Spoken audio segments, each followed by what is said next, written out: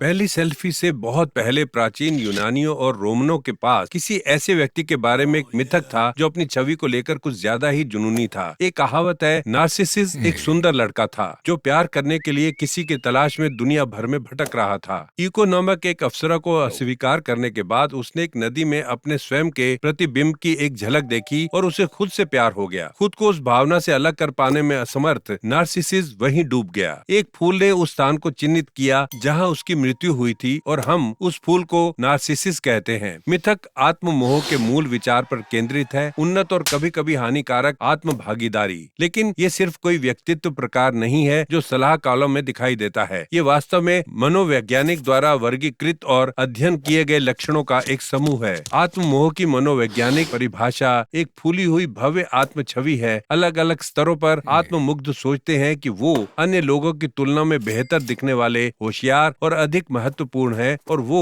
विशेष उपचार के पात्र हैं। मनोवैज्ञानिक एक व्यक्तित्व विशेषता के रूप में आत्ममोह के दो रूपों को पहचानते हैं, भव्य और कमजोर आत्ममोह। आत्ममुग्ध व्यक्तित्व एक विकार भी है, एक अधिक चरम रूप जिस पर हम शीघ्र लौटेंगे। भव्य आत्ममोह सबसे परिचित प्रकार है जिसमें बहिर्मुखता, प्रभुत्व और ध्यान आकर्षित करने जैसी विशेषताएं हैं। भव्य आत्ममुग्ध कभी कभी राजनेताओं, मशहूर हस्तियों या सांस्कृतिक नेताओं के रूप में ध्यान और शक्ति का पीछा करते हैं। बेशक हर कोई जो सत्ता के इन पदों का पीछा करता है वो आत्ममुग्ध नहीं है। कई लोग इसे बहुत सकारात्मक कारणों से करते हैं, जैसे कि अपनी पूरी क्षमता तक पहुंचना या लोगों के जीवन को बेहतर बनाने में मदद करना। लेकिन आत्ममुग्ध व्यक्ति सत्ता की तलाश उसके साथ आने वाली स्थिति और ध्यान के लिए करते हैं। इस बीच कमजोर आत्ममोह शांत और आरक्षित स्वभाव के हो सकते हैं। उनके पास हकदारी की एक मजबूत भावना है, लेकिन वो आसानी से डरा हुआ या अपमानित महसूस करते हैं। किसी भी मामले में आत्ममोह का गहरा पक्ष लंबे समय के दौरान दिखाई देता है। आत्ममुग्ध स्वार्थी रूप से कार्य करते हैं, इसलिए आत्ममुग्ध नेता जोखिम भरा या अनैतिक निर्णय ले सकते हैं और आत्ममुग्ध भागीदार बेईमान या विश्वासघाती हो सकते हैं। जब उनके स्वयं के उज्जवल दृष्टिकोण को चुनौती दी जाती है तो वो चिड़चिड़े और आक्रामक हो सकते हैं। ये एक ऐसी बीमारी की तरह है जिसमें पीड़ित बहुत अच्छा महसूस करता है, लेकिन उसके आसपास के लोग कष्ट सहते हैं। इस व्यवहार के अति को एक मनोवैज्ञानिक विकार के रूप में वर्गीकृत किया जाता है, जिसे आत्ममुग्ध व्यक्तित्व विकार कहा जाता है। ये 1 से 2% आबादी को प्रभावित करता है, अधिकतर पुरुष। ये वयस्कों के लिए आरक्षित एक निदान भी है।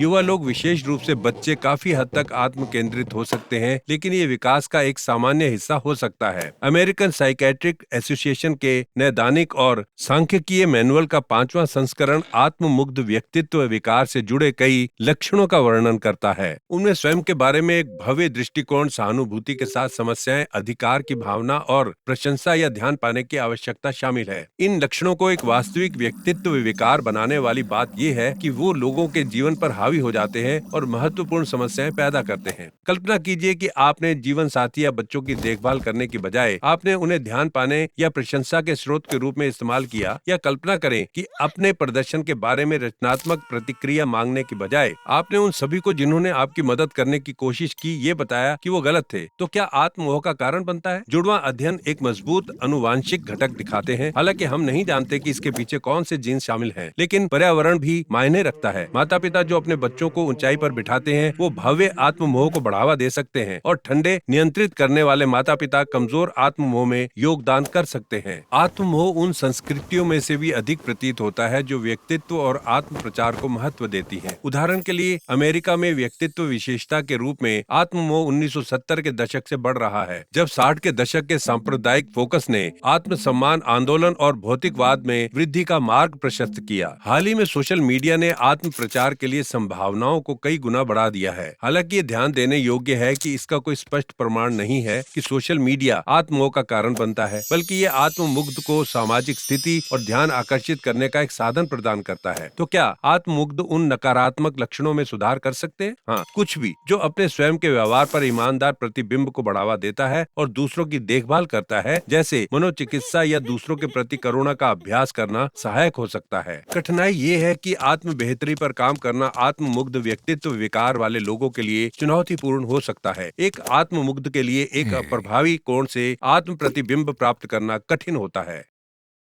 बेतुके आकलनों की बात करते हुए क्या आपने कभी सोचा है कि अक्षम लोगों को क्यों लगता है कि वो अद्भुत है? इसे डनिंग-क्रूगर प्रभाव कहते हैं और इस वीडियो में आप इसके बारे में सब कुछ जान सकते हैं। और जबकि आप यहाँ हैं, हमारे चैनल को सब्सक्राइब करें।